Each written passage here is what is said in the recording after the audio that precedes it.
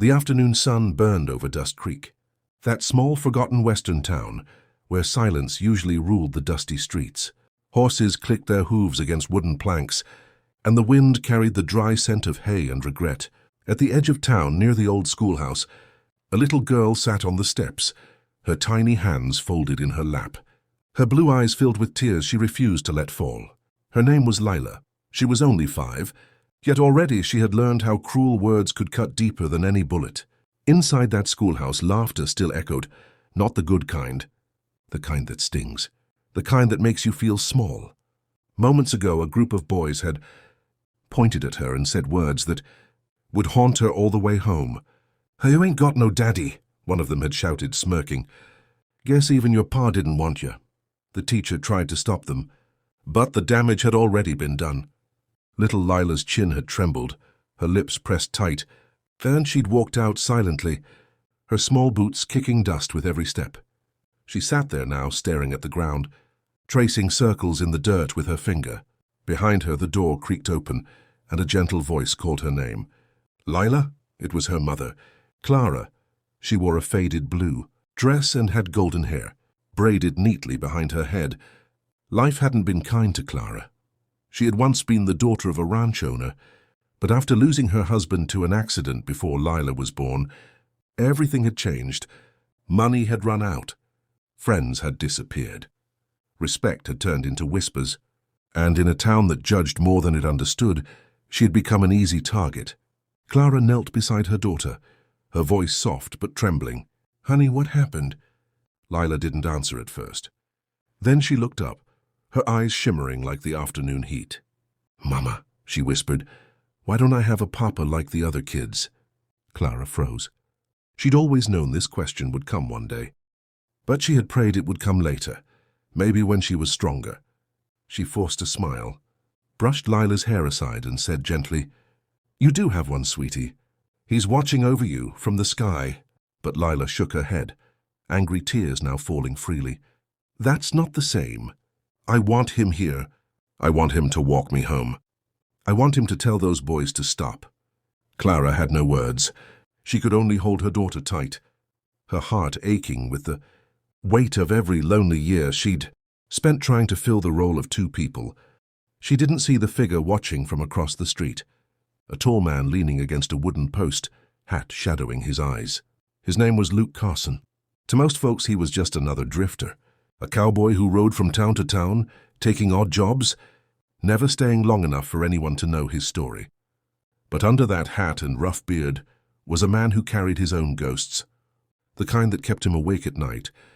Once a decorated sheriff, Luke had left the badge behind after his wife and unborn child were killed in a raid.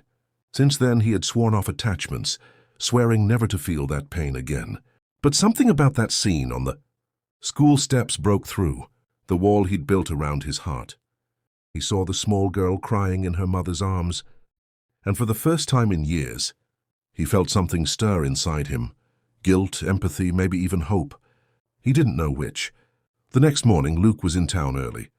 He stopped by the blacksmith, fixed his horse's shoe, and walked into the saloon for a cup of coffee. That's when he heard the same group of boys laughing again, this time louder, bolder. He turned slightly, listening. "Did you see her cry?" one said between snickers. "Little Lila don't even got a last name worth saying." Something inside Luke snapped. He stood up slowly, his boots scraping the wooden floor. The laughter died when the boys saw him. Everyone in town knew better than to cross him. He didn't speak often, but when he did, his words carried the weight of a storm. He crouched down to the boys' level, his deep voice calm but dangerous. "You boys ever lost something you loved?" They shook their heads nervously. "Then you don't know what you're talking about," Luke said, his tone steady as iron.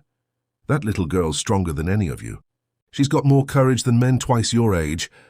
Next time you think of laughing, remember this. Real men protect the broken. They don't mock them." He tossed a coin on the counter and walked out, the room silent behind him. Later that day, he saw Clara again outside the general store. She looked exhausted, her hands rough from work. Lila clung to her dress, quiet and shy. Luke tipped his hat. "Ma'am." Clara blinked, surprised. Do I know you? He smiled faintly. Not yet. Then he crouched down to face Lila, his voice softer. Hey there, little one. Heard you had a rough day yesterday. Lila hesitated but nodded. They said I don't have a papa. Luke's eyes softened. Well, he said, glancing at Clara and then back at the girl, sometimes the best things in life come when you least expect them. Lila tilted her head, confused. What do you mean? Luke chuckled gently. I mean, maybe your papa just hasn't found his way to you yet. That small smile, the first one Lila had shown in days, lit up her face. Clara looked away quickly, hiding the tears forming in her eyes. Days turned into weeks. Luke started helping around Clara's small farm, mending fences, chopping wood, fixing the barn roof. Every morning he'd greet Lila with a tip of his hat and a smile. And every evening she'd wait by the window, counting the minutes until he showed up. The bond grew quietly. A cowboy with a scarred heart, a widow who had forgotten how to hope, and a little girl who was finally learning what love felt like. But as good as it seemed, small towns never forget. Whispers began again about Clara, about Luke, about what they thought was happening behind closed doors. One afternoon when Luke walked into town, he heard it. Guess she found herself a new man, a woman muttered. No wonder she's smiling these days. He ignored it. But that evening, as he approached Clara's house, he found her sitting on the porch, her eyes red. Luke, she said softly, people are talking. Luke removed his hat, his expression unreadable. Let them talk. I can't, Clara whispered. You've already done so much for us. I don't want them to drag your name through the mud because of me. Luke took a slow breath. Clara, I stopped caring about my name a long time ago. He paused, his voice lowering. What I care about is that little girl inside. She deserves better. Inside, Lila peeked through the window. She saw Luke standing there, strong and kind, and she smiled, the kind of smile that could melt even the hardest heart. The next morning, everything changed. Clara and Lila were walking to the market when the same group of boys appeared again. One shouted, Hey, Lila, you get yourself a new daddy yet? Lila stopped, her little hands clenched into fists. But before she could answer, heavy footsteps echoed behind her. Luke was there, his boots kicking dust as he approached. He knelt in front of her, his voice low and calm. Lila, he said, looking right into her eyes, you have one now. The street went silent. Even the wind stopped. Clara's hand trembled on her dress, her lips parting in disbelief. Lila's eyes widened, her lower lip trembling. Really? Luke smiled softly. Really. And in that moment, in front of the whole town, he stood, took off his hat, and looked at Clara. If you'll both have me, he said gently, I'd like to be the man who walks you home.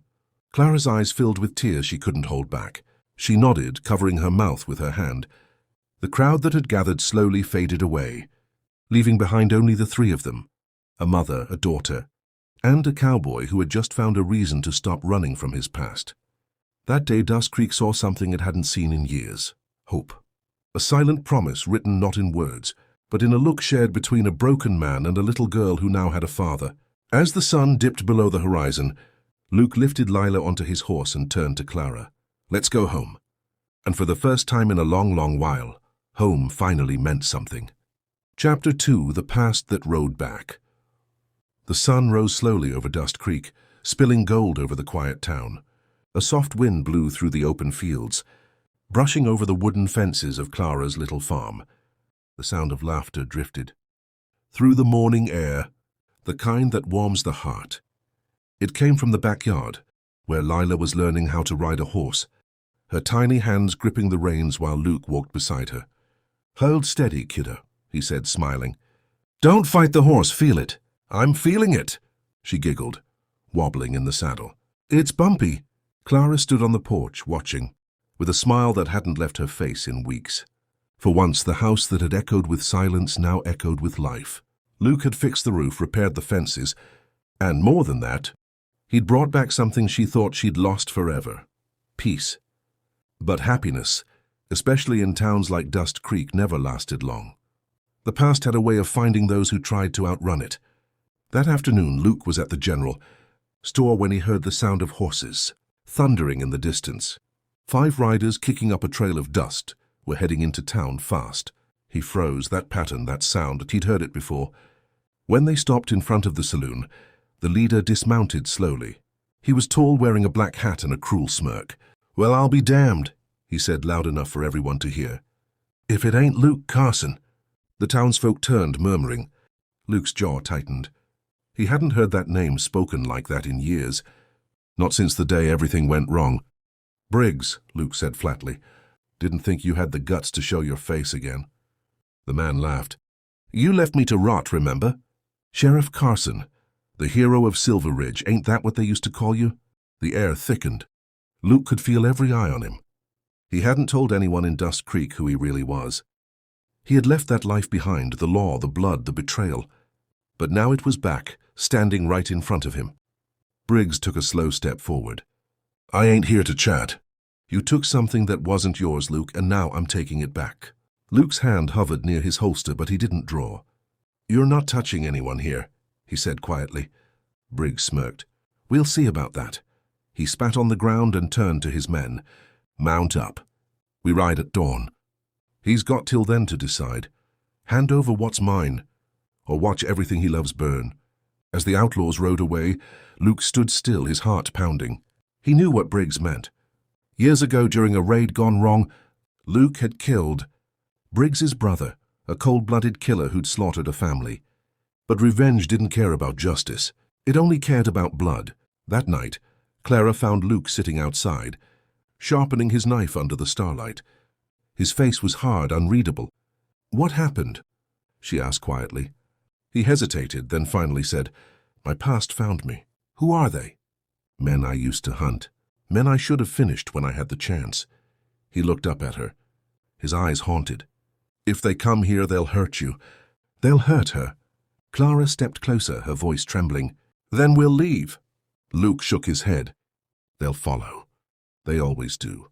For the first time, Clara saw fear in his eyes, not for himself, but for them. He had faced gunfire, storms, and betrayal, but nothing scared him more than losing what he'd just found. The next morning, the town woke to silence. Luke stood in the middle of Main Street, his hat low, his revolver strapped tight. The wind carried dust across the wooden planks. The church bell hung still. Then came the sound of hooves, meant slow, deliberate, heavy. Briggs and his men rode in, grinning like wolves. "Well, look at this," Briggs sneered. "The mighty lawman standing all alone." Luke's voice was calm. "You don't have to do this." Briggs spat. "Oh, but I do." He looked past Luke, toward the end of the street, where Clara stood with Lila behind her, clutching her hand. "You got yourself a new family, huh? Shame if something happened to them." Luke's hand moved faster than the eye could see.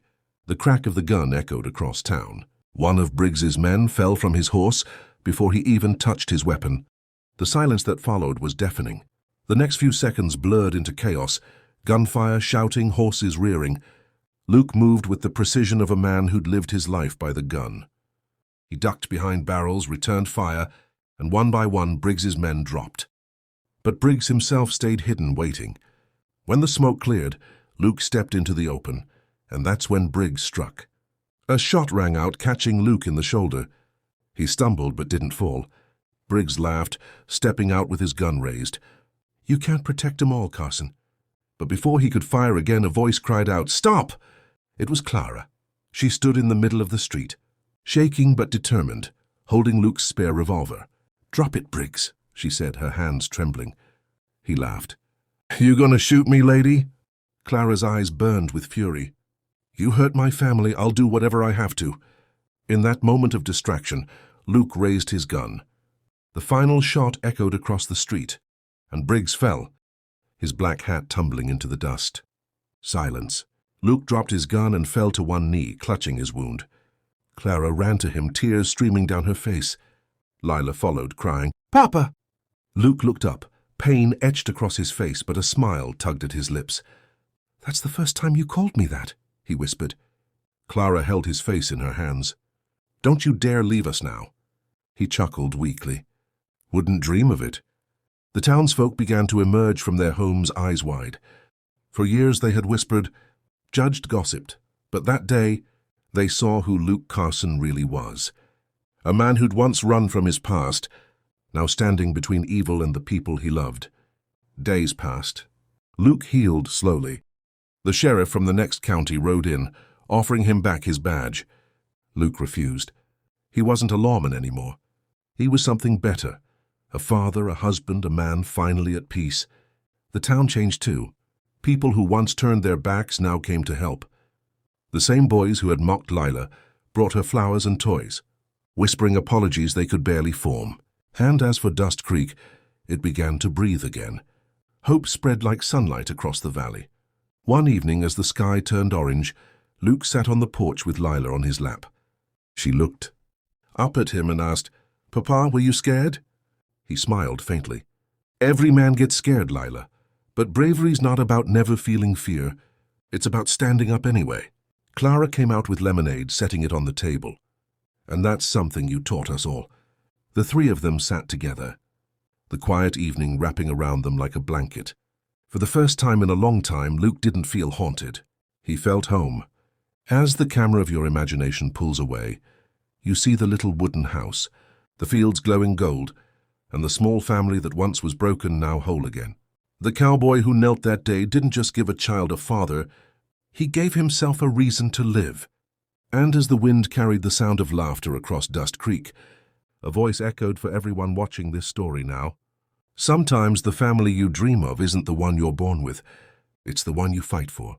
So if you felt this story touch your heart, don't forget to subscribe to the channel for more stories like this. Stories of courage, love, and second chances. Because sometimes the best stories aren't just told, they're felt.